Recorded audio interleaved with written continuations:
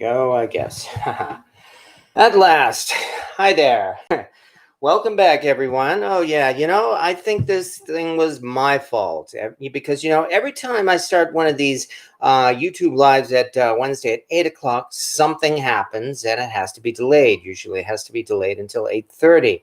This time we actually had all the preparations ready and we were ready to go live at 8 o'clock. So YouTube decided, no, you can't do that. We're just going to crash on you. So yeah, this YouTube this crash was my fault. You can blame me for that. But nonetheless, here we are, finally. And welcome back to my kitchen once again, or welcome back to my kitchen sink. And the reason why is because, well, as the title of this video says tonight, it's turkey time. I had wanted to do this 2 weeks before Thanksgiving. Tomorrow, as you know, Thanksgiving is 2 weeks from tomorrow. And I figured by doing the turkey now at this time would give us plenty of time to do a little bit of chatting and talking about, well, cooking a turkey. And you know how all those people say, oh, I saw your video and I'm going to do that with my Thanksgiving turkey this year. Well, hopefully there will be plenty of time to look into whatever you might want to do after this and give it a try. Especially since I think I can only speak from experience here now.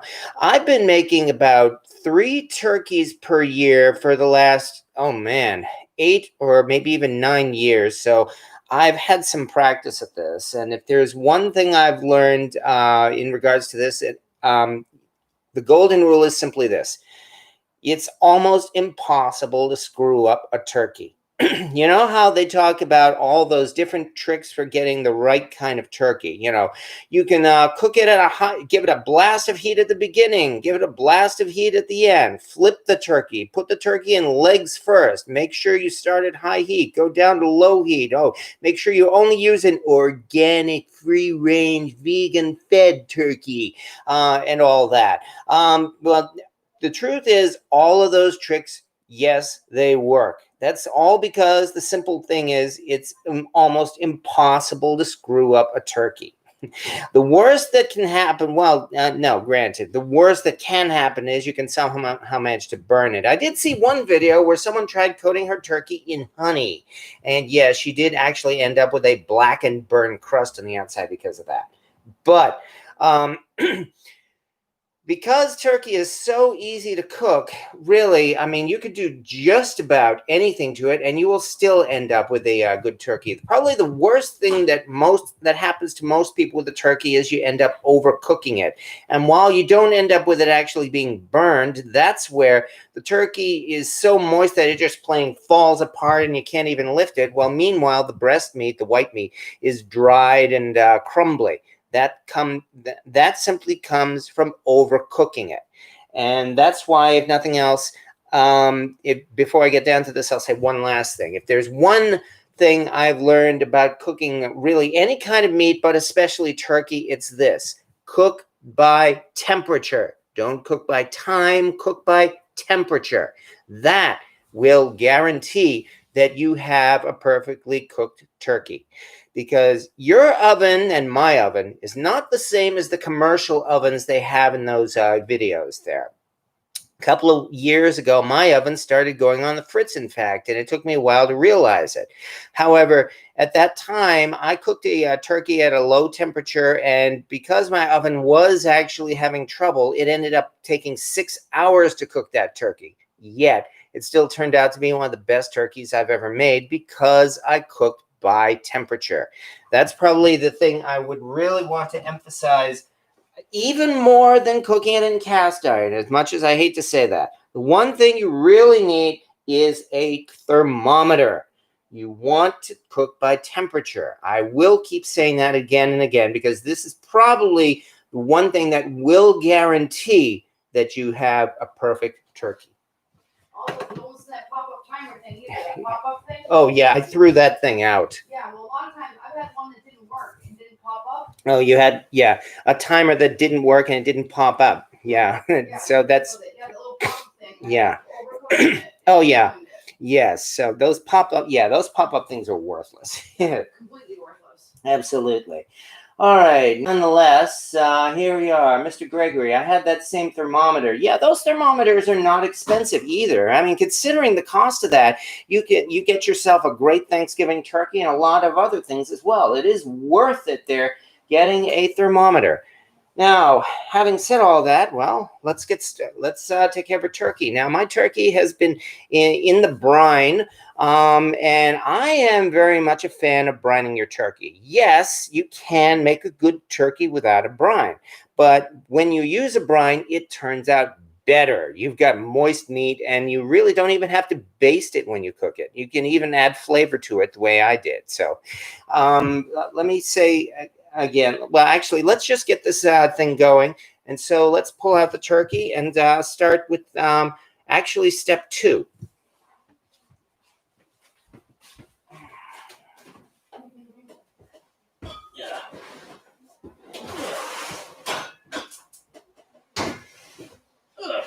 Oh boy. Ugh.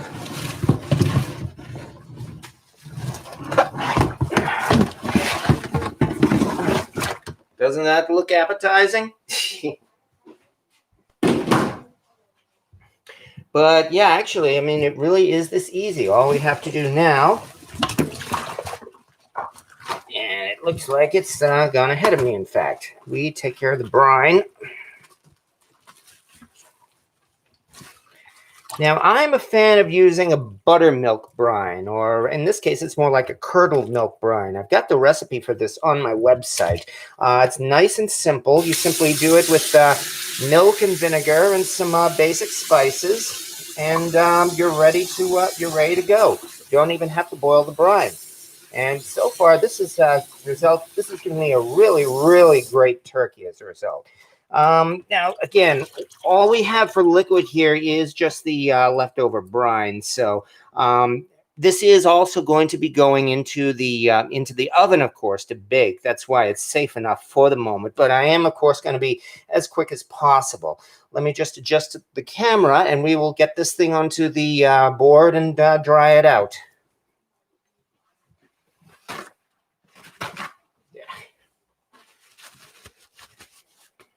Okay. Here comes the roller coaster ride. That's right.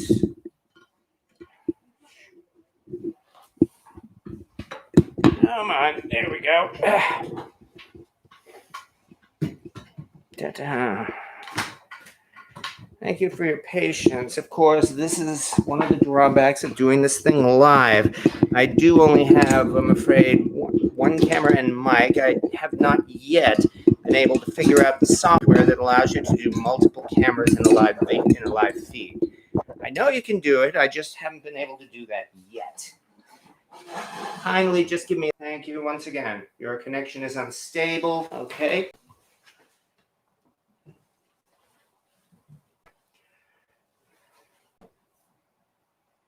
All right, there we are. Okay, I do know that the feed did just pause there for a moment. It did give me that warning. It said your connection is unstable, but we do appear to be live once again. So now let's take care of that turkey. Come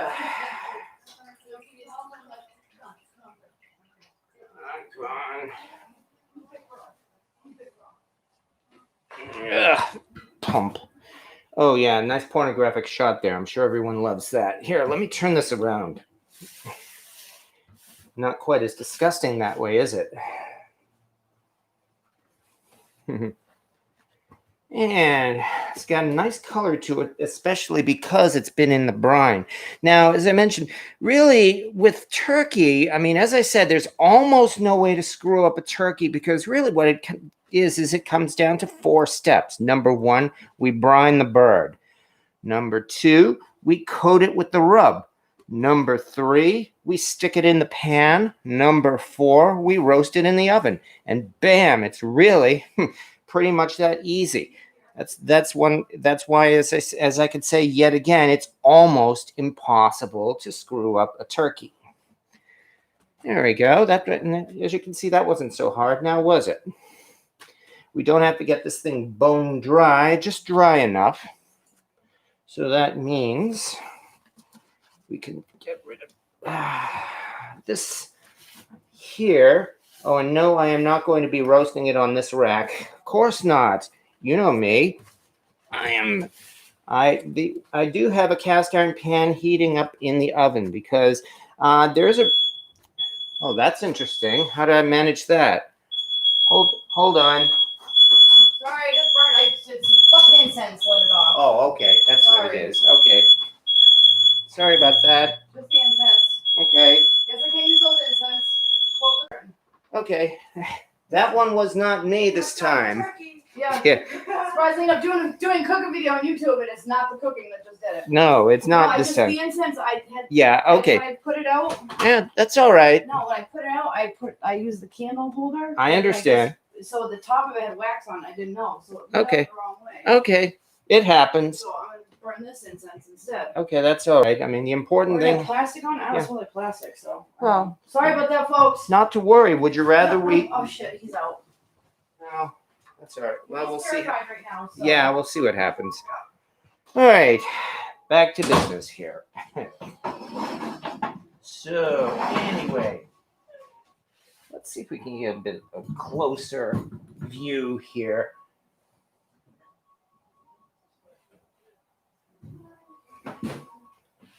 There we go. Now we're doing pretty good. Anyway, as I said, I am really a fan of doing things nice and simple. Oh, by the way, thermometers, Mr. Gregory, do you stuff it? I do not. The reason being is that when the bird is stuffed, that actually makes it more difficult for the heat to penetrate into the center of the bird. And oh, we've got a cat crawling in a bag too. Into the center of the bird. And you may have the meat not fully cooked, especially around the joints and the bones and all that. So no, I do not stuff my turkey. Some people can just put their own things in, like maybe spices, rosemary, thyme, maybe an onion or the like, and that's fine. I guess I should also say I am not dictating to you that this is the only way to cook a turkey because, as I said, it's almost impossible to screw up a turkey. So you can use your methods and they will almost certainly turn out just fine. I guess all I'm doing really is giving a few tips that I've learned from experience. I missed what was in your brine. Okay, yeah. I am a fan of doing a buttermilk brine. Of course, that means using a gallon of buttermilk, and that can be kind of expensive. So because of that, I use a curdled milk brine. While I'm talking, let me roll this over here and start preparing this. I've done several videos on it, and it's also in the recipe that's on my website as well. But the brief of it is that take a gallon of milk and 1 cup of vinegar. I know in a previous video I said like a gallon of vinegar. I was wrong. Take a gallon of milk, 1 cup of vinegar. Mix them together and wait for about 20 minutes, and you have got nice curdled milk, which has the consistency of buttermilk. And then from there, you can just throw in some basic spices. All I really use is kosher salt, rosemary, sage, thyme, and pepper, and that's it. I'm using a very simple brine here, and I didn't even have to use extra water. Just that 1 gallon of seasoned curdled milk was more than enough. And yes, again, if you have your own special brine recipe, go ahead and use it. There's nothing wrong with that. Okay, especially since this still seems to be kind of wet. I think I will do one more thing, and then we will apply the rub, which is another thing. Yeah, my rub is also very basic and simple. This is a trick I actually learned from Serious Eats, the food lab in Kenji. And the rub here is really no more than just some salt, pepper, smoked paprika, and baking powder. And that's the trick that I learned from Serious Eats, and they learned it as well from Latin American cooking, especially from people who make pernil. The trick is the baking powder helps to dry out the skin and make it nice and crisp at the end. So that's all going to be very good. Okay, and now it's really as simple as that. So let's start. Here's where I start getting my hands dirty. And we just start rubbing the rub. The rub. Yes, indeed. I'm putting my hands all over my meat. You said that on a live video. Yes, I did. Don't worry, it's 9 o'clock at night, and my audience, well, yeah, I mean, yeah, it's mostly family friendly, but you get the idea. Nonetheless, this is nice. As you can see, it's really nice and simple. And this paprika gives it a nice color as well as a taste that we won't regret. One more pat to kind of dry it off. And let's start adding some to the top here. There's no need. Okay, it's good to be generous with this. I mean, after all, we're not really even going to do anything else with this. This is a nice and simple, pretty much set it and forget it. We're not going to have to add anything after this bird starts cooking. We are not even going to have to baste it. That's one reason why we have it in the brine, because again, the brine helps to add moisture to the meat, and it's not really likely to dry out that way because of that. So literally, once we put this in the oven, it's pretty much going to be set it and forget it until it reaches the right temperature. The cat behind you looked excited, Mr. Gregory. Oh, yeah, that's trouble. He has been living up to his name tonight, that's for sure. On the other hand, he was kind of spooked out by that smoke alarm when it went off as well. So, did you stuff it? I missed what was in your brine. Okay, well, as so far so good. And actually, really, this is the hard part. I mean, probably putting it in the brine was really the hard part. There's really nothing difficult to this at all, because, as I mentioned, I've got a cast iron pan already heating up in the oven. That in itself, of course, is one of the great things about cooking in cast iron. And I guess I should say something there. You know how most of those recipes, they say to put your turkey on a rack, not flat on the pan, especially so that the air will get to the bottom of the bird. Well, here is the difference with cooking in cast iron, as I found out. I do, in fact, put it on the right on the cast iron. That's because, of course, cast iron retains heat. It's nice and hot, and so that means by putting it on the surface of the pan, that means it helps the heat transfer directly underneath, and it gives some better cooking to the dark meat. So as a result, we really only had to track the temperature of the breast up here. The dark meat is going to be a little warmer or a little higher temperature when it's done. So this is and that means really that there's really not much more to this. Don't worry if this looks dusty. This is all going to be taken care of at the very end. We will give it one last basting once it's all finished.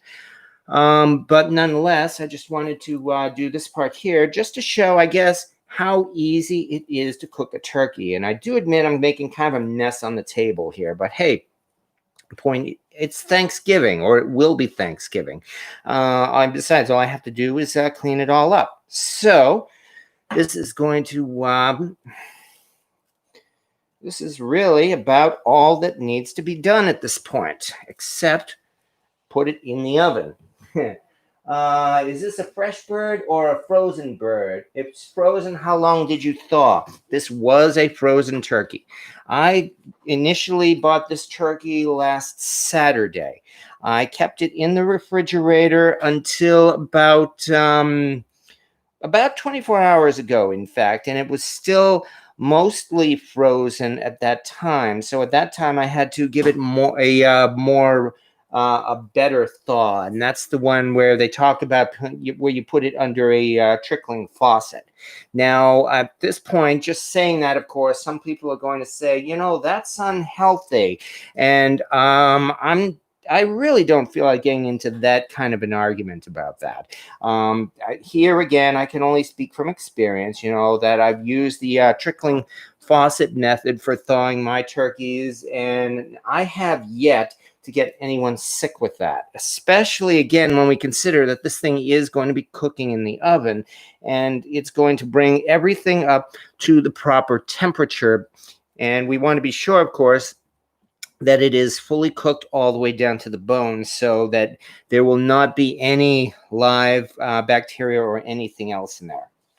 Okay, let me just rinse off my hands.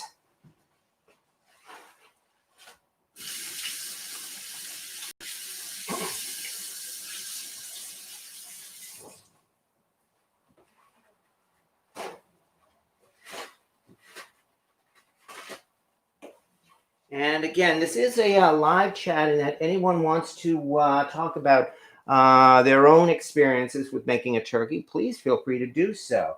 Can you talk about your brine? Do you use some kind of formula or amount of salt, etc.? Well, again, I've got the recipe on my website, Cast Iron Chaos. Let me very quickly type this in, if you don't mind.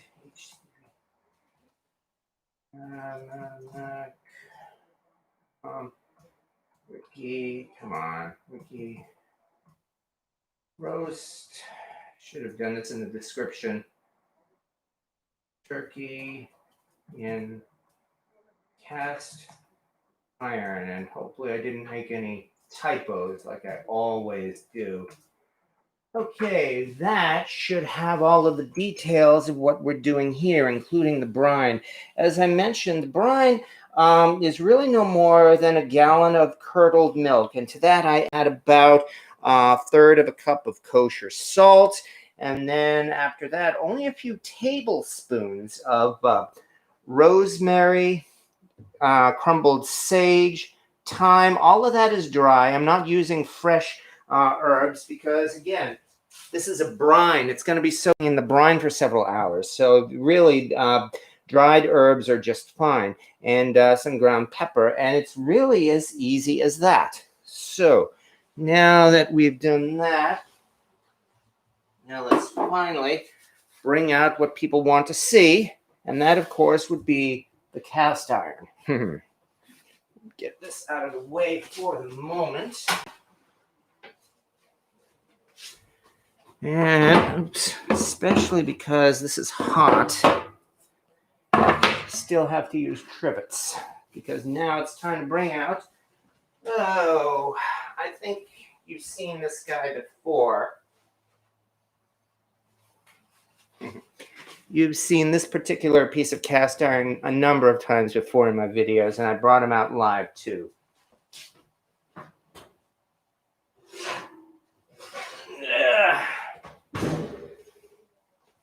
Say hello once again to Stumpy. He is, of course, my Birmingham Stove and Range number 14 cast iron skillet.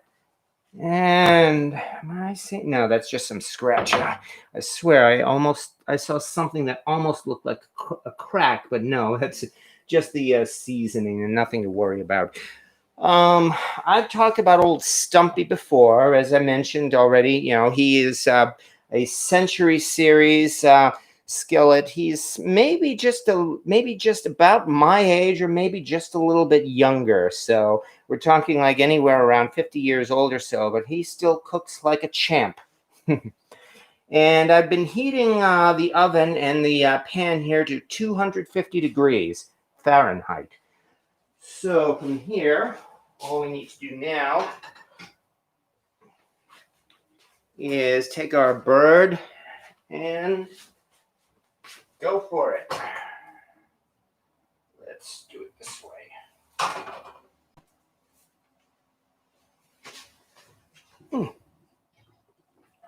There we go. That wasn't hard.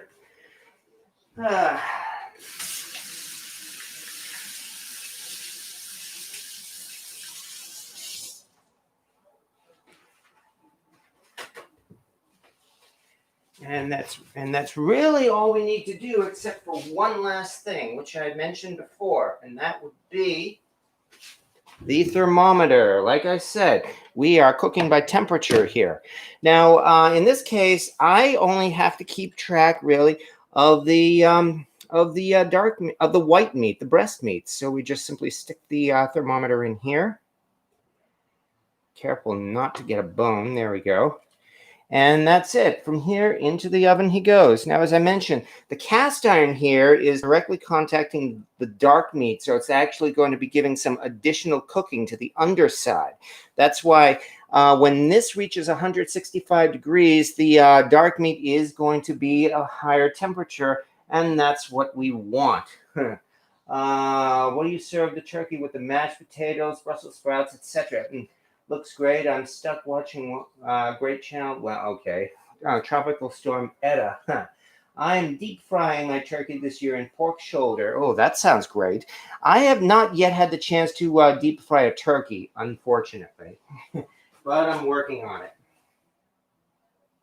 Okay, let's quickly get this up and ready. I appreciate your patience with all of this, folks. I'm doing this as fast as I can here, trying to make everything as interesting as possible, which is not as easy as it looks.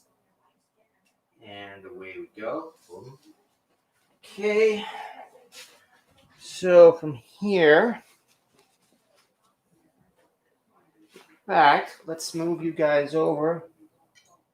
Let's take a look at the oven.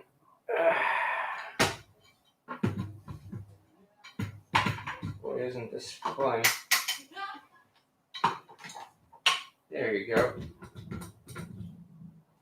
Thank you again for your patience, everyone. As I said, this is what we get for doing it live. I've got another camera there for a close-up. So, away we go.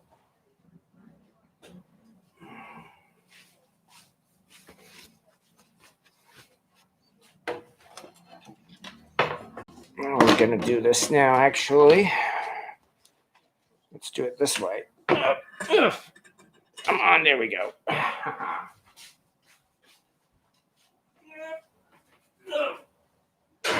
Did it.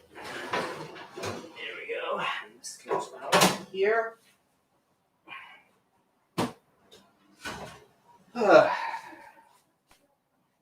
Okay, now from there,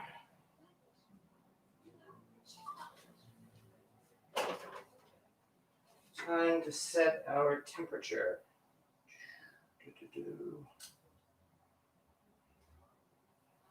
So we just need to bring this down to 165 degrees Fahrenheit.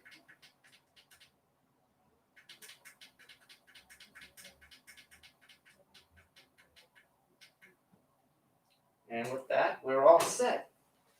Now, depending on how long this takes to cook, it could, 1 year, maybe only a couple of years or so ago, believe it or not, it only took about 2 hours for this to reach 165 degrees, and I was flabbergasted. Although at that time I was cooking at 300 degrees, and it did indeed turn out to be a really, really good turkey.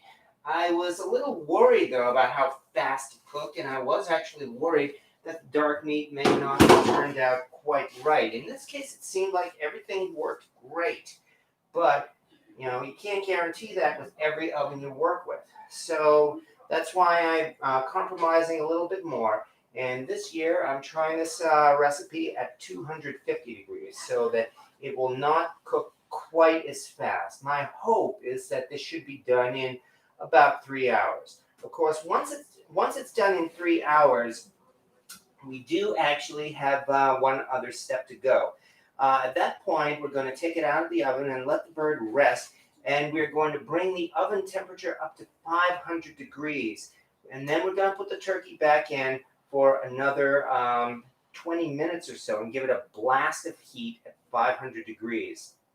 That will crisp the skin, and that will give us a perfect turkey. Okay.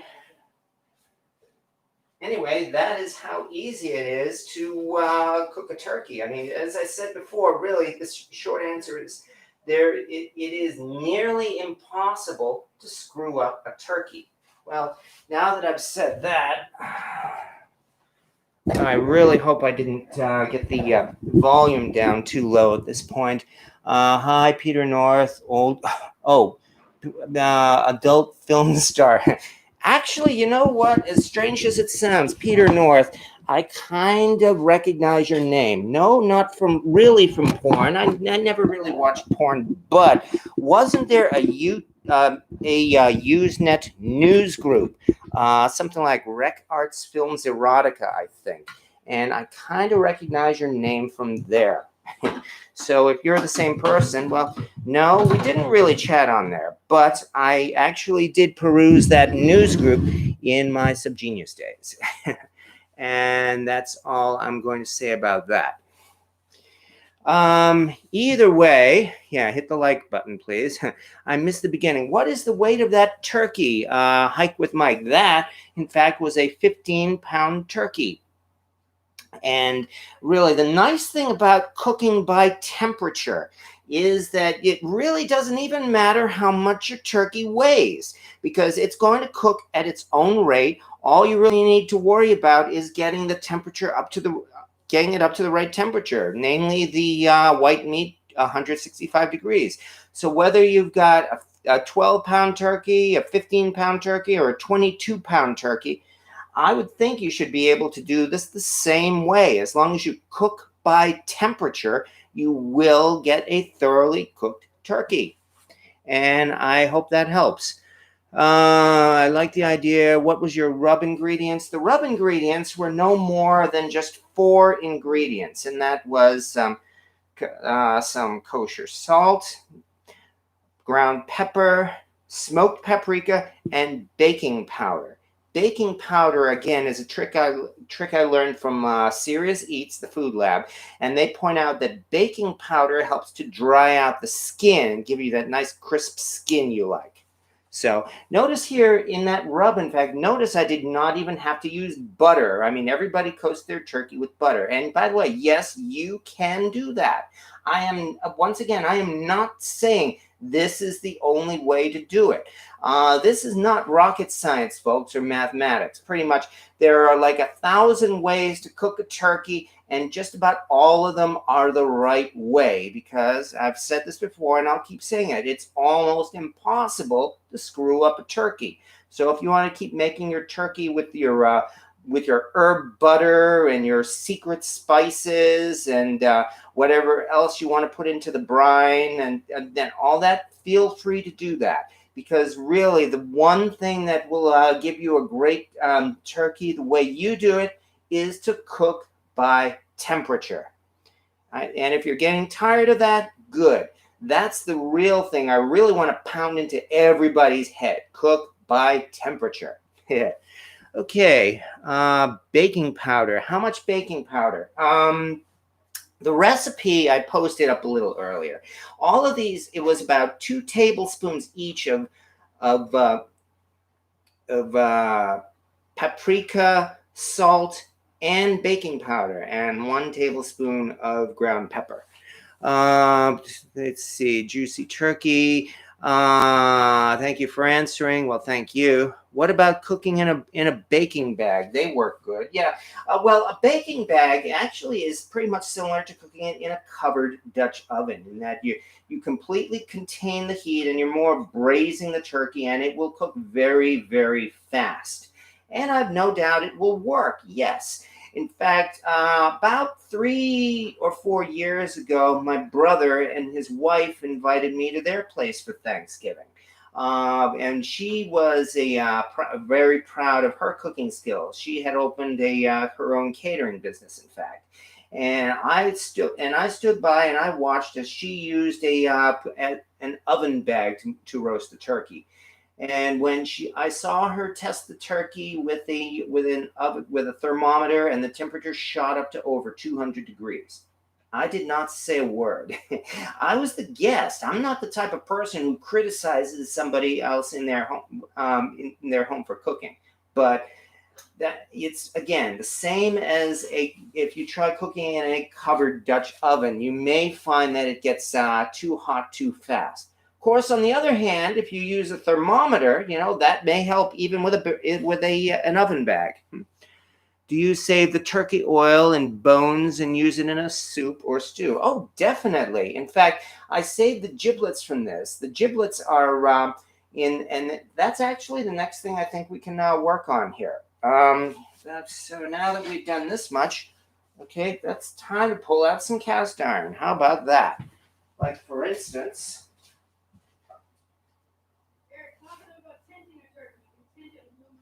yes, we can. We can tint it with aluminum foil.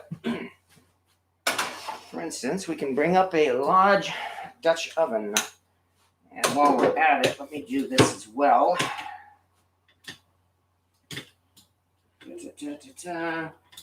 This again is what we get for doing this live.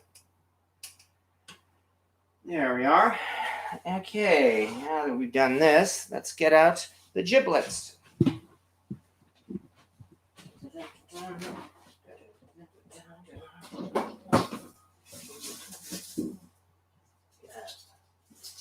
Onions. Crap. Out of the other stuff. Crap. Okay, giblets it is.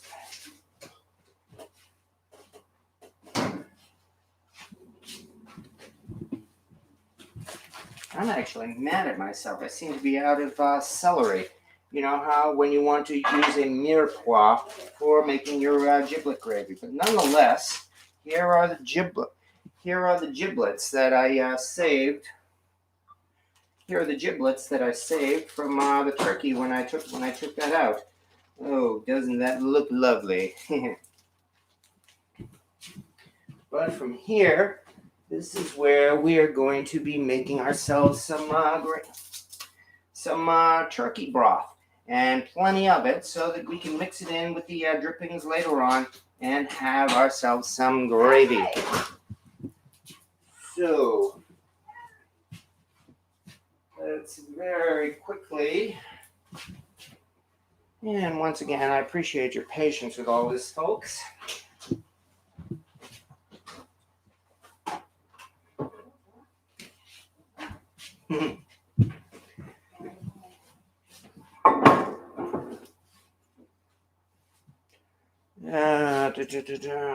Let's change our angle around if possible. There, that's a little better.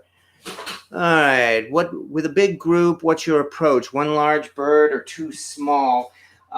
Given the choice, I would probably do two small birds because they would cook a little faster. So I would prefer that. What about cooking with baking bag? We said that already. Do you save the turkey? Okay, yeah, here we go. And use it in a soup or stew? Yes, we're definitely doing that. Join your content. My stovetop looks like yours. Oh yeah, cast iron everywhere. Yes. Have you tried your 500-degree Dutch oven method for turkey also? As a matter of fact, yes, I did just last year. And I was not satisfied with it. I think the weight of the turkey was probably too much, and it did not turn out quite right. So, in fact, I've got a video on that. I did actually post it, even though it was not perfect. Pull out a knife. Here we are. So, the 500-degree method, I've not been satisfied with for doing a turkey. Especially with large pieces of meat here, including the turkey, I find it would be much better to slow cook it. So, given all that, yes, you still can use a Dutch oven, but even so, as I said, I would much rather, let's turn this on, much rather we slow cook it, and then you will have yourself a bird that can't be beat. It's always nice to be able to show off to your family what kind of turkey you are preparing this year. There we go. So there's some basics for you. Now that we've done that, why am I so short on? Can't even find myself up. Ugh. All right, then. Thank you again for your patience. I guess I'll have to do it the long way.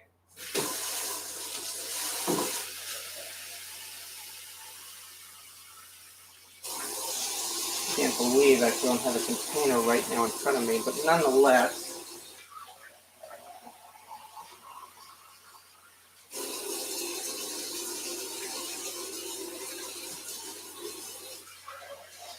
And yes, you certainly can use, oh, that's wrong. You can use chicken broth rather than water if you want. There's nothing wrong with that. Or even beef broth if you want to do something a little different. This is going to be your gravy, and this is your turkey broth. So don't hesitate. Feel free to experiment. I'll say again, I am not telling you the only right way to cook a turkey. I'm only giving some suggestions on what can be done.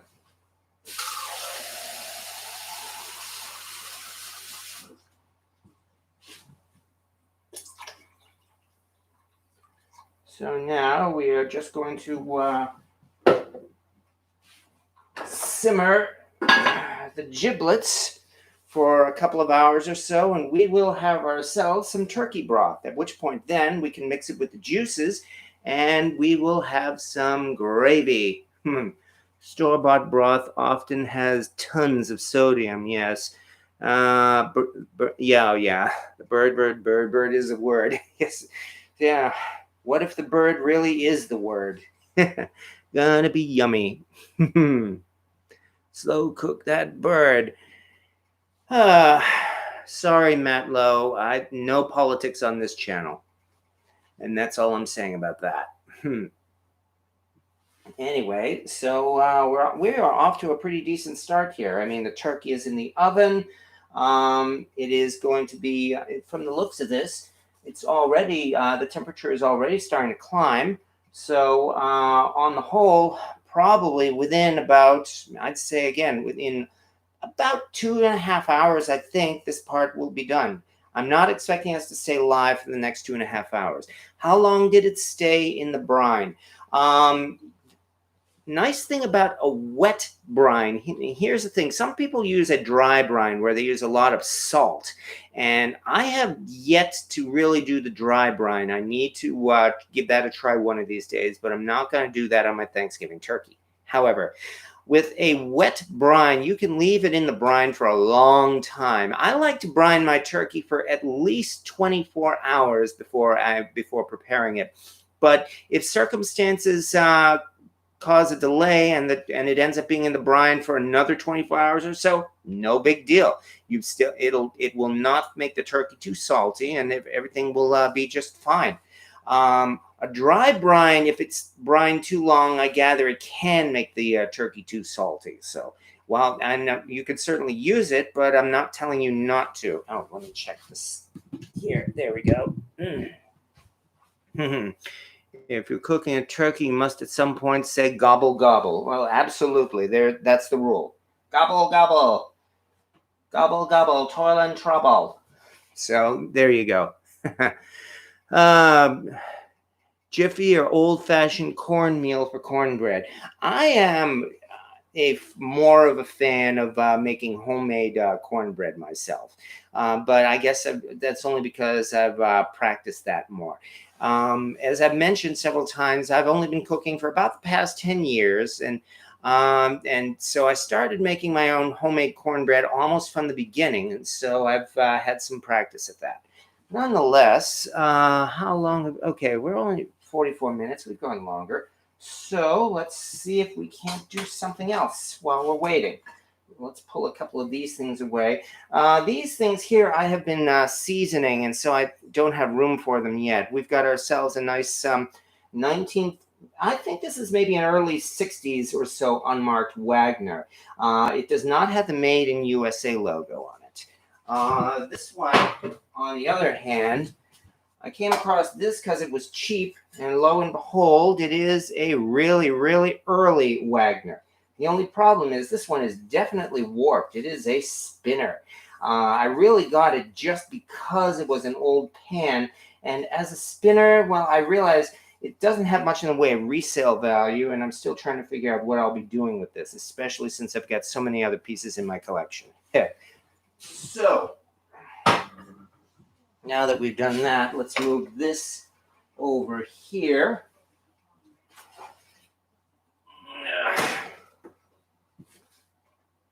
Turn this down a bit, and let's bring out something else.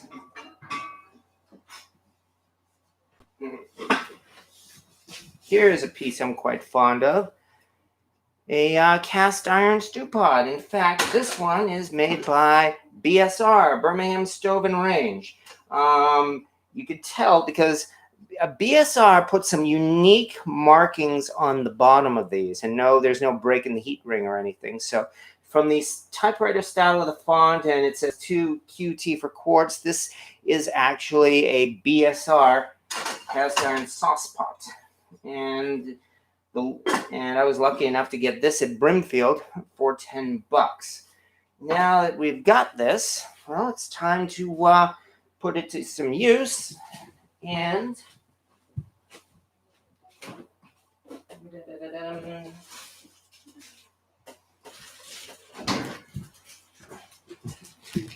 make some cranberry sauce. This is something else that I only discovered after I learned how to cook, because for most of my life I was one of those people who would always say, oh, I don't like cranberry sauce, ew.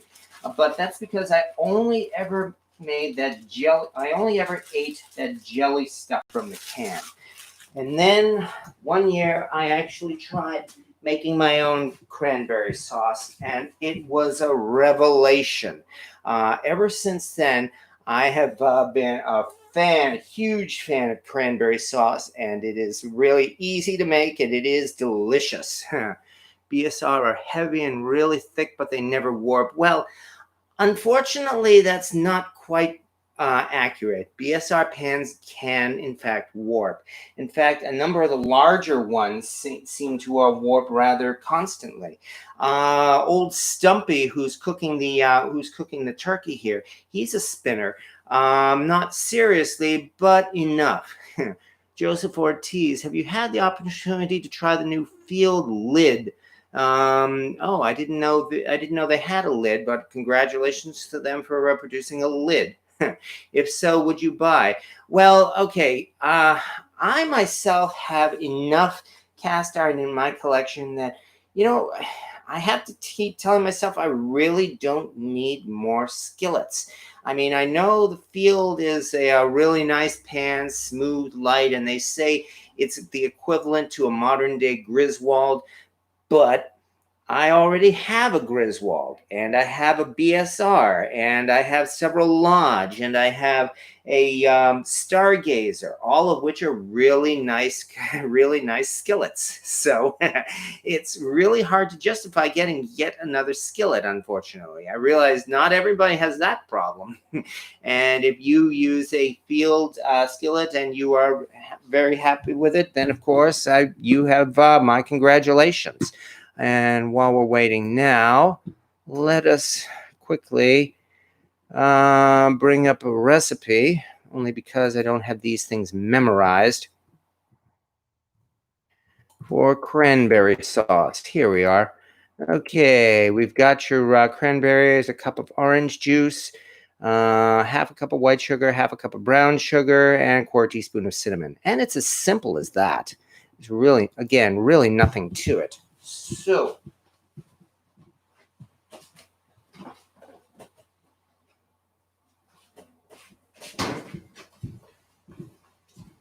time to break out the OJ here.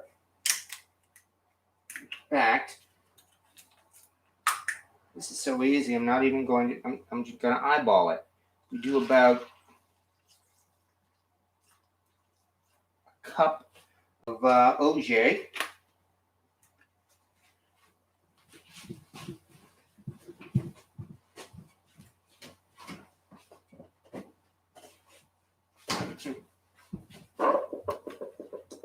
And break out the sugar as quickly as we can. Here we are. Yeah, as you can see, this is kind of like a spur of the moment type of thing. That's why I didn't prepare my ingredients in advance here. Again, I apologize for that. So, messy. Alright, what we do next, here we are, is, here's a third cup. Okay. Onesie, twosie, and threesie. And we've got a cup of white sugar in here. Now, you could say that I must have goofed because the recipe I'm using calls for half a cup of white sugar and half a cup of brown sugar. Instead, I'm going to do something a little different here.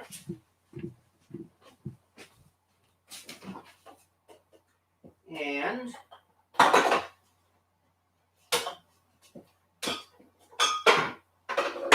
again, thank you for your patience. I'm going to throw a little bit of molasses in this because, after all, brown sugar is just white sugar with molasses mixed in. And since cranberries are such a New England tradition, I thought, hey, let's do it in New England style and bring out another New England tradition, which would be molasses. Don't need to use too much. That's probably enough there as it is.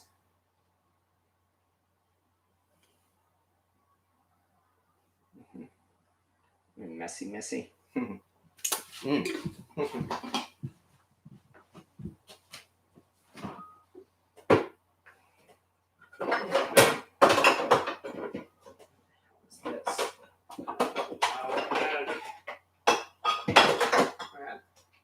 extract. When did I get mint extract?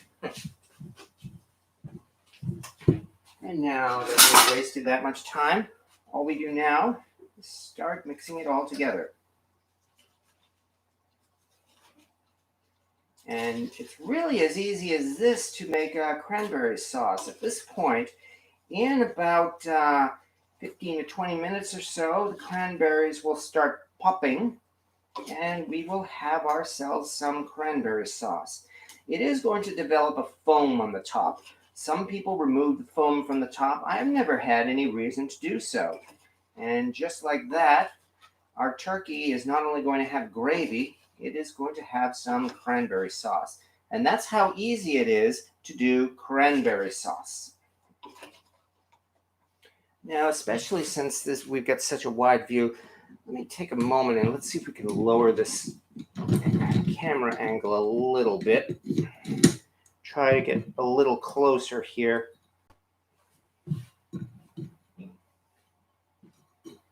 There we go. That's a little better.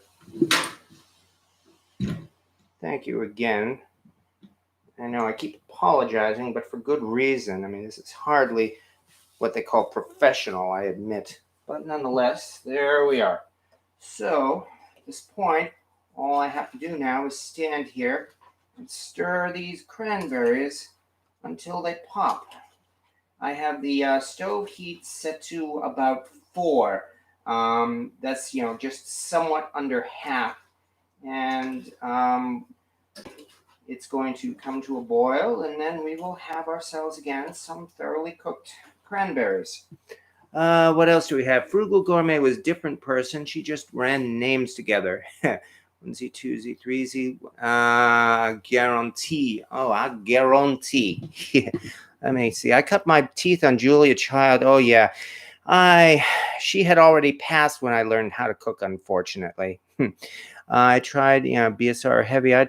Raymond. I tried his cornbread recipe from one of his episodes. Turned out great. If you prefer Bogsberry and Krusties and Zatarans. Zatarans makes cornbread. I didn't know that.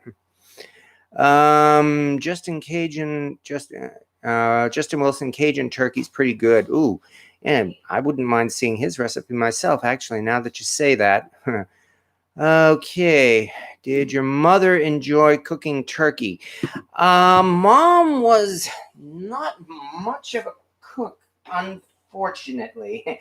She knew the basics. I mean, she loved making chicken, but Mom never made a turkey, unfortunately. On the other hand, my grandmother Both my grandmothers actually were pretty good cooks. My mother's mother and my father's mother. Nana, my typical Italian grandmother, she would always throw in a big feed bag at Thanksgiving, of course. And of course, because it was an Italian household, we had two main courses. We started off with lasagna, naturally, and then went on to the turkey and the stuffing and the green bean casserole and the mashed potatoes and the squash, all of the usual things.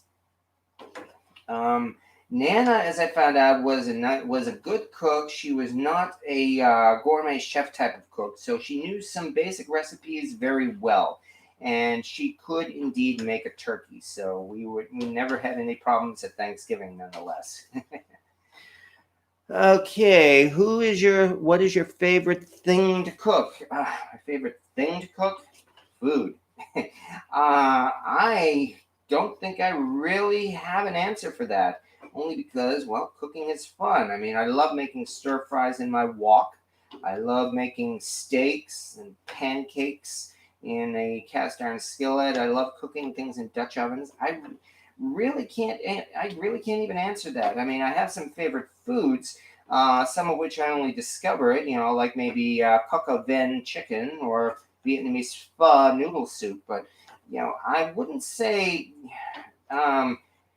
as much as I like cooking them, again, I can't really say I have a favorite thing to cook. I've seen you make sausage and gravy quite a bit. Yes, that's true. I have made different variations of that. Yes, I have made sausage and gravy. Well, largely because that's so easy to make. Yeah.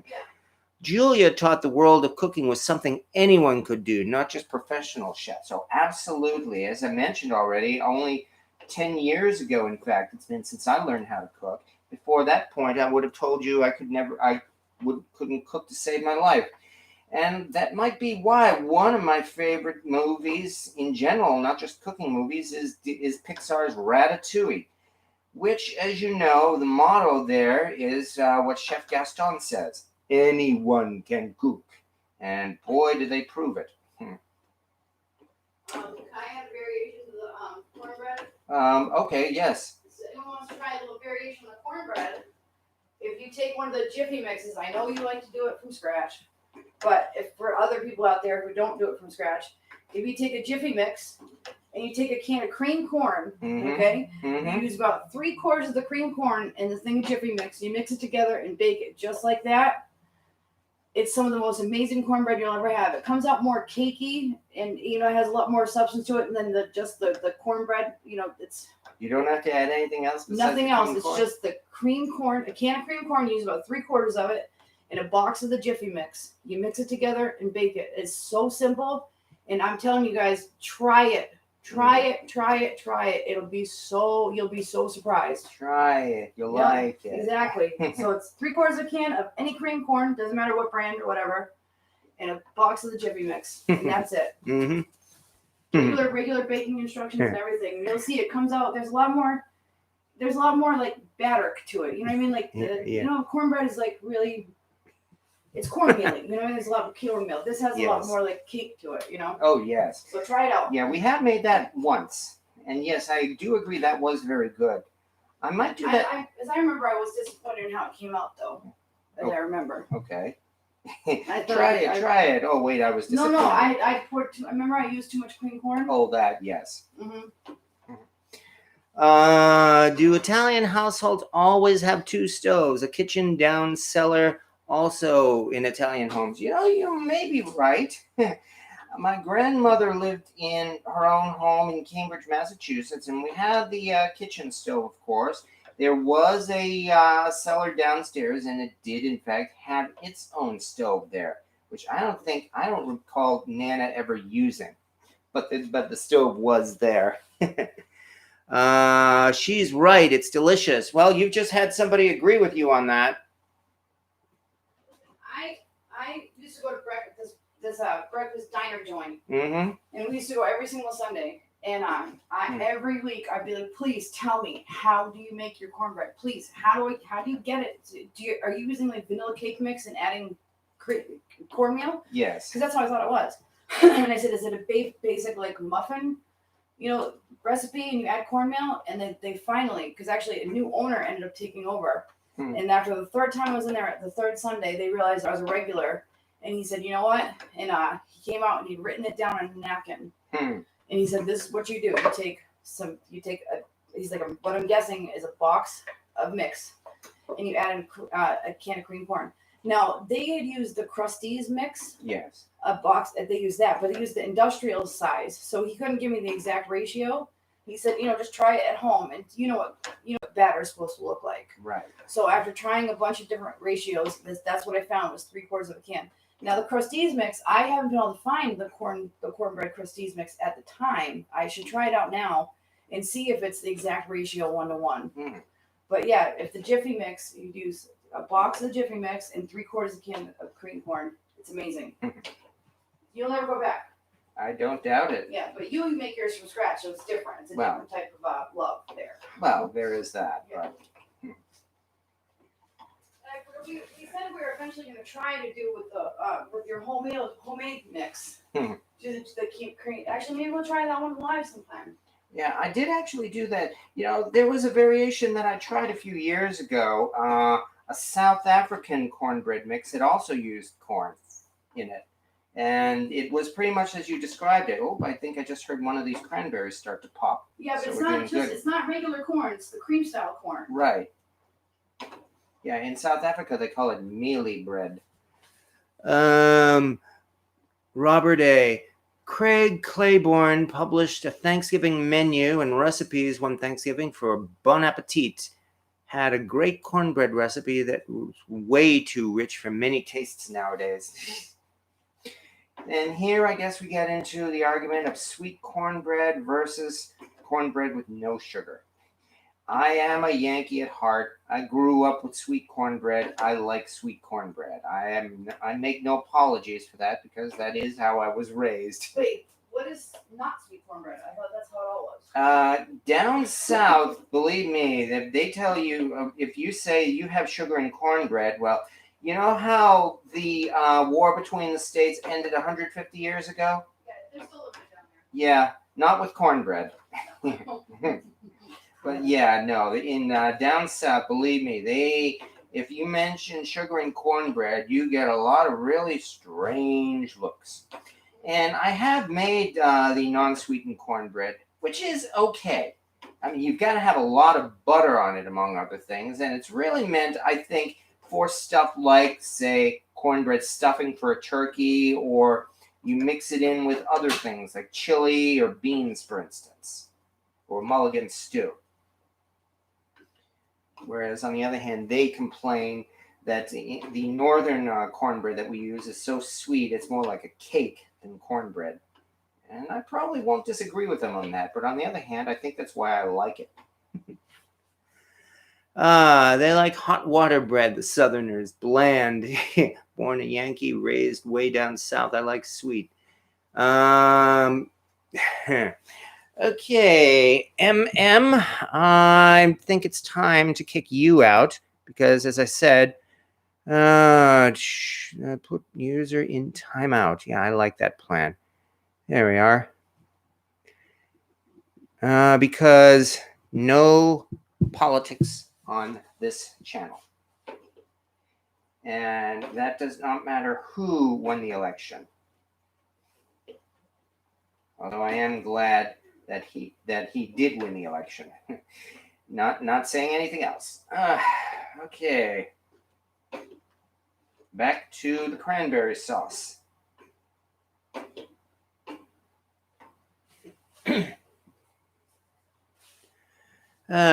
Cornbread and butter and molasses on top. Yummy and truly a southern delight. Oh yeah, that's not bad either.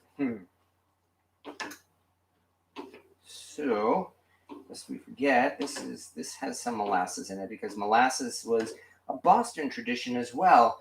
There's a lot of history about molasses in Boston, some of which is actually very dark because it involves, well, they call it the triangle trade, and it did have to do with the slave trade back in the colonial days. I won't get into details about that either. That is simply history, and it did happen.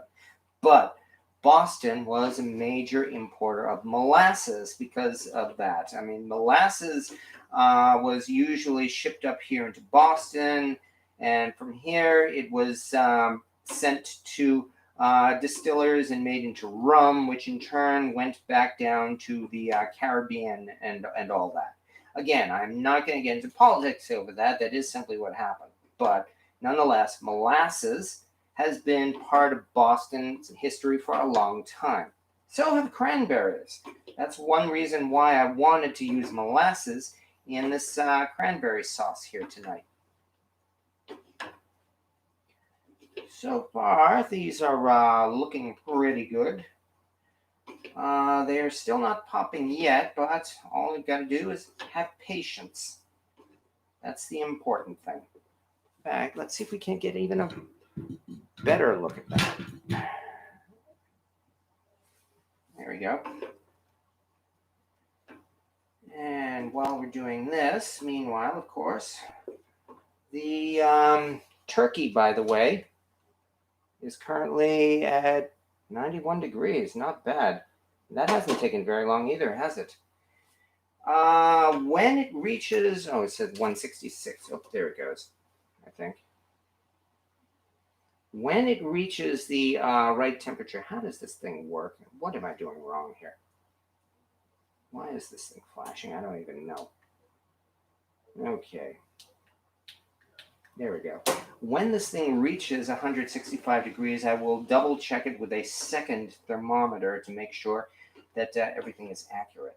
But nonetheless, as I mentioned, once it reaches 165 degrees, all we'll need to do then is let the turkey rest, and we will tent it in foil, yes,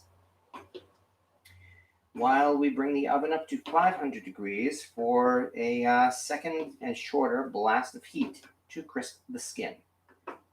Let's pause this now.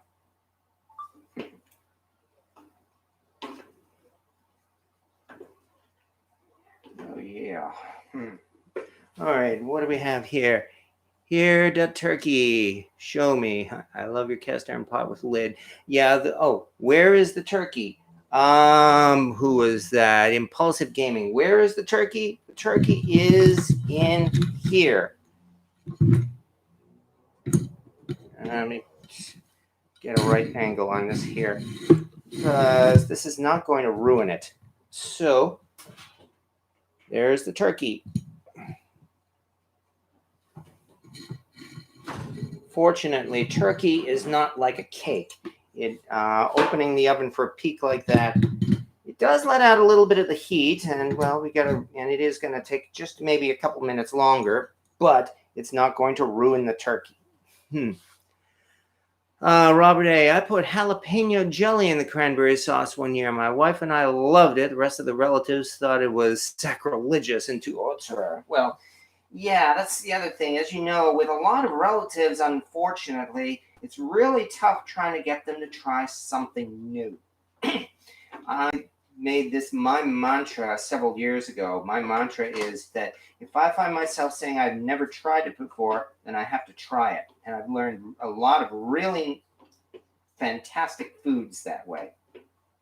But as you say, it is very difficult, unfortunately, to get a lot of relatives to try something new, whether that would be a different recipe for cranberry sauce or even just cranberry sauce. As I mentioned, up until I tried making this myself, I would always say, I don't like cranberry sauce. And I would just plain refuse to eat it because I was convinced that I didn't like it. That is, of course, until I tried making it myself. And I have since been a convert. You could say that with a number of Thanksgiving dishes, but cranberry sauce is probably the one that takes the most abuse. And turkey. Okay, in the oven. Yes, turkey. Okay.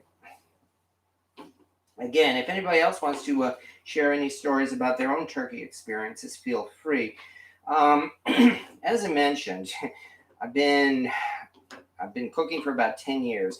It was in 2011 just after I had acquired that huge Le Creuset 13 quart French oven, Dutch oven, that now that I'd had that big pot, I wanted to try making something with it, something big with it. And that's when I had the urge to try making turkey for the first time. I made my very first turkey in 2011, for Memorial Day, in fact.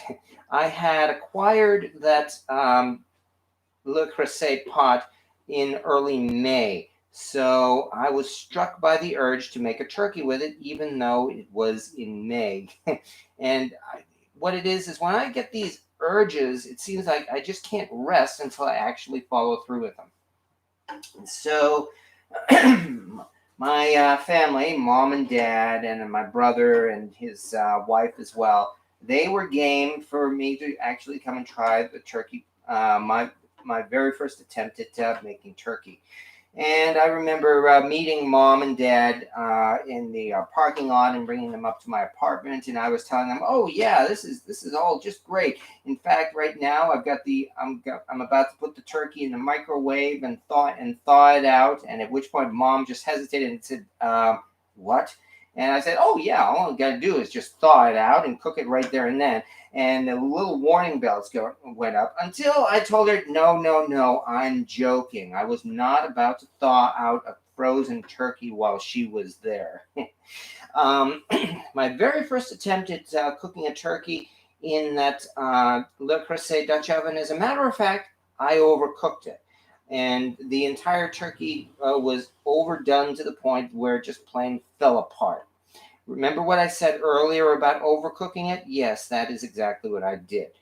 And it was not burned. I mean, as I said, it's almost impossible to screw up a turkey. And really, quite frankly, a lot of pulled turkey meat, that really wasn't so bad either. So it was still edible. And that's when I started learning one other mantra I have about cooking, and that is, in cooking, there are a few disasters and many learning experiences, but fortunately, you can still eat the learning experiences. And that was definitely the case here. Since then, I've practiced my turkeys and have, as I said, have made about 3 per year. I've been doing a YouTube video. I've been doing the family turkey, and usually, at least up until this year, I was doing an additional turkey to bring into work as well. This year, well, we probably won't be needing that. However, in addition to this turkey that I'm doing right now, which I do intend on putting in another YouTube video, I will be doing the family turkey and on Thanksgiving, and that will be with Mama Bear and my godson and her family. Sometime in the next week, I am thinking, especially for Jamie, my roommate here, of doing a turkey breast. Because really, turkey breast is, I would have to say, it looks so much easier to make than a turkey because it's only white meat and you only have to worry about cooking the breast without having to cook all the rest of it. She is more of a white meat person than a dark meat person, and so for her, I will make my attempt at cooking a turkey breast. All right. Turkeys have long necks. They are tasty. Yes, indeed. The neck is in here. It is being simmered for the turkey broth. Turkeys do be tall. I've cooked turkey in a hole before. Walking stick. Might as well fry an egg in that small pan. There's something cool about frying eggs on cast iron pans. That's certainly the case, yes. No one's mentioned gravy. I'm a gravy addict from scratch, of course. Oh, yeah. Gravy is one of those things I have been learning, and I'm still practicing it, but I feel I'm getting better. But again, that's why I'm doing this right here. What we have here is the giblets from the turkey. They are simmering right now in a lot of water, so that when the turkey is done, we will have ourselves some turkey broth. And that's what we will be using to make our gravy. And then, of course, it's just a matter of, well, good old Justin Wilson. First, you got to make a roux. So we will take the turkey out, leave all the juices in the pan, and make the roux right there in that same pan. We don't even have to take the drippings out into another pan. We've got that nice big pan to make our gravy with. Sorry I came too late. What kind of pot are you using to make the cranberries in? This is a Birmingham Stove and Range cast iron stew pot. It is a 2-quart size. It does have the markings that identify it as BSR. I was lucky enough to score this at Brimfield for $10. Yeah, I mentioned that past. I really love the Brimfield Antique Show. But yes, I know these handled cast iron stew pots, they are rather rare. It is pretty difficult to come across one of these, which one reason is why I jumped at this when I came across it at Brimfield. Do you take your vacation week on Brimfield Fair Week usually? Normally no, because there's no need to. Really, one day at Brimfield is probably enough for any typical person. Last year was just a fluke then. You just happened to, your vacation week was on Brimfield week. Yes. Because you went, I think, 3 times? Yes, I did. Yeah. But that well, was... you can't, there's no way in one day with Brimfield can you see it all. It's not possible. No, it is not possible. Not to take in how you, not to appreciate it. To take it in and appreciate it, there's no way in one day. No, you're right. Unless you start very early in the morning and you make good take of your time and not really, but even still, like I said, you're not taking on what you should. You can, because you're not looking to find the finds, the gems, the diamonds in the rough, the hidden ones. You really got to take your time. Absolutely. Sorry, that's all right. So to really be able to do that with Brimfield, you can't do it today. No, that's true. It's humongous. Yes. Hopefully Brimfield took a hard knock this year because of COVID. Yeah. Hopefully that it'll be back and it'll come roaring back next year. Yeah. Imagine a Zoom Brimfield. Oh, I'm looking forward to it. No, but imagine if they did a Brimfield Zoom or whatever. They tried doing that. They did? Yes, they did. How is that even possible? I don't know, because unfortunately I didn't look at it. Yeah, that would be way confusing. Yes. How? No, I agree. No. Meanwhile, but hey, kudos to them for trying. I mean, that's a lot of people make, I would say, half their yearly income at Brimfield. Oh, definitely. Yes. Their major sources. Well, the whole town's income itself is centered around the antique shows. Exactly. It's like Fight Week in Laconia, or plenty of things. Oh yeah. Miss French Twist, I used to set up at Brimfield. It was a blast. It used to be 10 days long. Oh, man, that must have been exhausting, too. Vans, where is the turkey? The turkey is in the oven. Scroll back to the beginning of this video, and you will see the turkey being prepared and put in the oven. Homemade soup is awesome in a Dutch oven, Deborah Orina. Yes, it is. I used to work Brimfield. Yes, you did mention that. I worked. So if anybody is familiar with Brimfield, and for years, you're probably familiar with Mr. Pierogi. And he was a staple in the food area. Mr. Pierogi for years and years and years. He did obviously pierogi and galumpkies and potato pancake. I was the one who was in the back, and I peeled potato. So if you had a potato pancake at Brimfield, I can tell you, I guaranteed that I peeled your potato. So you could have a potato pancake. So yeah. So imagine, how hot it gets in the summertime in Brimfield. Oh. So I was in a box truck, the back of a box truck. We'd put up the rolling door, and there was 2 chest freezers in there, and that's where I'd be set up in the back of a box truck, peeling potatoes from 7 o'clock in the morning until 5 o'clock at night. Ugh. And that's all I did was peel this potato and chop onion. I did occasionally chop some onions, but mainly it was just straight, close to 12 hours of just peeling potatoes. I noticed since you've lived here, you have never peeled a potato. No peeled potato no more. I have PSD. Yeah. Yes, you do. Post PPSD, post potato stress disorder. PPSD, is Horse peeling potato disorder. Dana Ozark, is the best duty poiky pot any good? I would say yes. I have a best duty poiky, and yeah, and somebody pointed out that it is pronounced poiky, not podgy. But and anyway, yes, I have a poiky from Best Duty, a number 3 size, which is 8 quarts or 9 liter. Sorry, 8 liters, 9 quarts. And I have been using that thing regularly for about the past 8 years or so. So I very much enjoy it. Is a Best Duty poiky any good? I would say yes. What are your thoughts, Adventures with Kramer? What are your thoughts on enamel cast iron Dutch oven? Well, here's one right here from Lodge, in fact. I love it. Enamel cast iron has several advantages over bare cast iron, but it does have some disadvantages. If you treat a bare cast iron Dutch oven right, it will last, well, the rest of your life. An enamel Dutch oven, if you give it a lot of heavy use, you will probably get maybe a few years out of it before the enamel starts cracking or wearing out. On the other hand, during that time, enamel is great for some things that are not so great in a bare iron Dutch oven, especially dishes that use a lot of tomatoes, for instance, or a lot of vinegar. One of my favorite dishes is a chicken dish that is stewed in tomatoes and vinegar. So you better believe I use an enamel Dutch oven for that.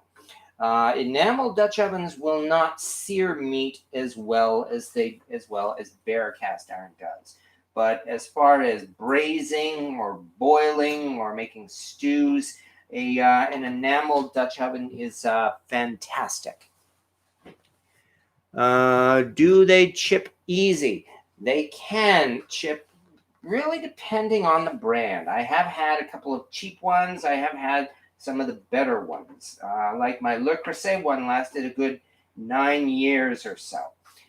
This Lodge one here, I can expect at least 5 to 6 years of use out of it. I did have one brand that I got at TJ Maxx.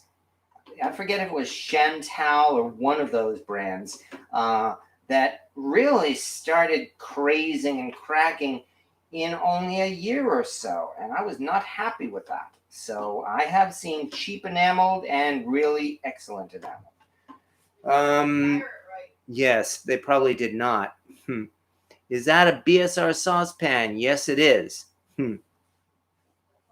Yeah, this is a Century Series BSR saucepan, in fact. And at this point, these cranberries are indeed popping, I'm pleased to say. I hope I didn't use too much liquid. I may very well have. I might actually have to drain off a little bit of the liquid. But nonetheless, we are definitely getting ourselves some cranberry sauce. Pick it up on high here and reduce it. Okay. Yeah, I can do that. Boil it down so you don't end up losing the flavor. Okay, yeah, good point. I'm turning up the heat now so that we're actually going to boil this and reduce it. Yeah, that's what I get for eyeballing. Yeah, I mean, the recipe called for a cup of OJ. I just eyeballed it. Oh well. As J.R. Bob Dobbs also says, too much is always better than not enough. Well, yes. Okay. How are we doing now at this point? Oh boy, things are running well. Did you add mandarins or pineapple with your cranberry sauce? I did not. This is just a very basic and simple recipe. I used cranberries, I used orange juice, I used white sugar, and a little bit of molasses, and that's it. So it's. I always do a little bit of cornstarch too. Yeah, but I'm going to do what you say and simmer it and reduce it. Well, we are getting along now, aren't we, though? Okay, well, fortunately, somebody has tried using a little slur, and he has been ejected from this chat. Guess what? Yes, I am a censor and control freak, and no, you cannot exercise your freedom of speech by saying nasty things about other people in this chat. So yeah. Safety. All right. You want everyone to feel safe. Everybody. do you take out the turkey before it is ready and pour some of the oil over it for a nice color? I'm actually going to be doing that at the very end. When this is done, as I mentioned, when this when this reaches 165 degrees, and by the way, we are at where is this? We are at this point right now. It says 108. I'm going to take it out of the oven, tent it with foil, and bring the oven temperature up to 500 degrees. Then put the turkey back in and blast it at 500 degrees for about 20 minutes. After that, I will then baste it with the juices, and we will have a finished turkey. In fact, since we already let the turkey rest before putting it in the oven, I would think that at that point we should be able to serve it right away. At any rate, this cranberry sauce is, well, I would say getting pretty close to done. So as she said, I am just looking to reduce it. However, we have been running quite a while here. It is almost 10:30 at this point. Considering that, I'd say we may very well be, we've done everything we need to do here. I will post a link to the finished turkey once this is done. In a couple of other of these live chats, I have done that as well, and that it was not finished when the live chat was done, but I did post a link afterwards to the finished results. Nonetheless, once again, I can only thank everybody here for showing up, especially for what happened earlier tonight. Like I said, blame me for YouTube crashing worldwide. You know, I actually got all my preparations done in time for once so that we could start at 8 o'clock instead of 8:30. And, of course, that was when YouTube decided to crash. And not only did it crash here, but apparently it crashed worldwide. And because of that, I was forced to postpone this live chat for an hour. So I can only thank everybody very, very much for really for showing up here. Thanks to the advice on cast iron. Well, thank you, Adventures with Kramer. Well, all the new content. Well, what can I say? I'm having a lot of fun with this. I mean, that's why I've been doing so many of these live chats, and I really hope they are not seen as decreasing the quality of my channel. As I said, though, we are getting on here, and once again, I promise I will show you the finished turkey when it is done. Meanwhile, this is indeed becoming a very nice cranberry sauce here. Okay, yeah, one last thing I'll say about cranberry sauce, something I learned as well, and something a lot of people don't know, and that is this. Cranberry sauce is a sauce.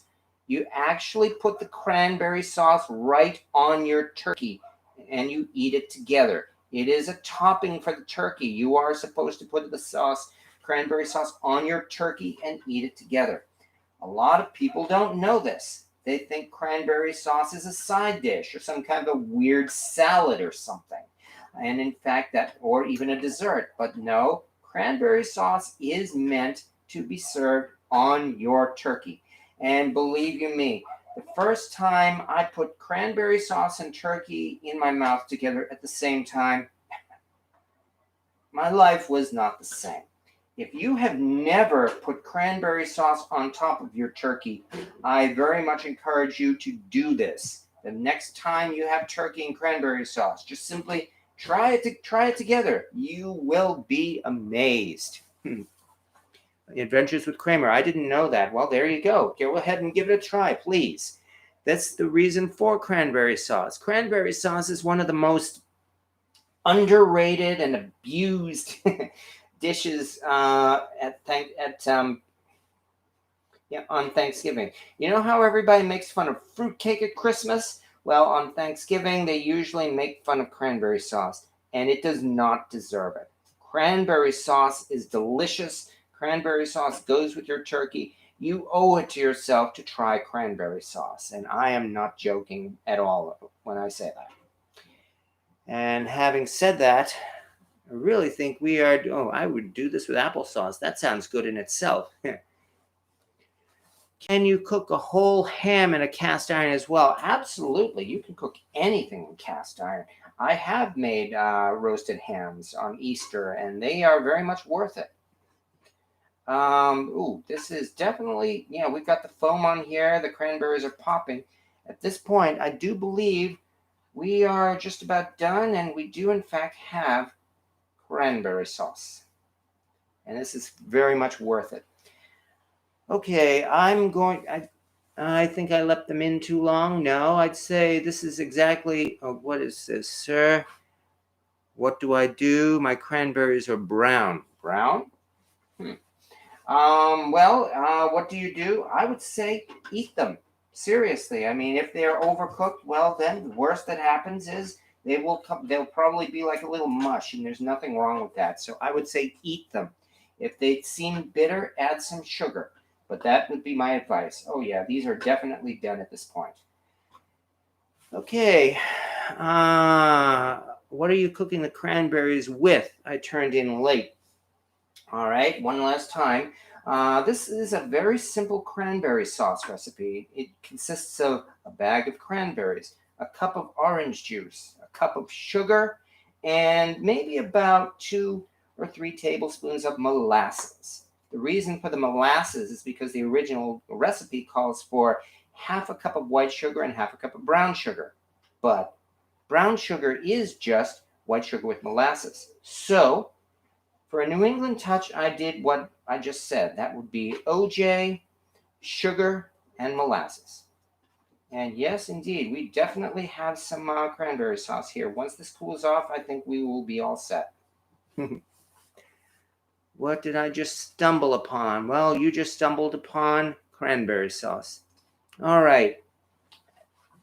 We have been running now for an hour and a half, folks, and it is a Wednesday evening, and a lot of people do have to work, so I do think we are going to cut this down. I'm going to turn this off now. Actually, maybe I should leave this now because it's definitely reducing. But either way, as I said, I will post a link to the finished turkey. Once again, I can only thank everybody for their patience and showing up, and also for just taking part in these chats in general. These are a lot of fun, and I really hope other folks think that as well. Can you give us another look at that turkey? Okay, I'll do that, and then we will be done. There we go. Yes, indeed. Turkey. Gobble, gobble. So far, so good. Yeah, the skin is very dry, but we will be basting it with the juices when it's done. And with that, I do believe we are all set. All I have to do now is reduce this cranberry sauce, and we are done. So, once again, yes, it is dry. I do agree, but we will be basting it with the juices. So, because we will then have a good crisp skin. And just watch, and I will show you in a little while. Thank you very much, everybody, for showing up once again. So this has been a fun evening, and I very much appreciate your patience. Once again, as I've been saying each time, quote from my favorite movie, 2001. See you next Wednesday.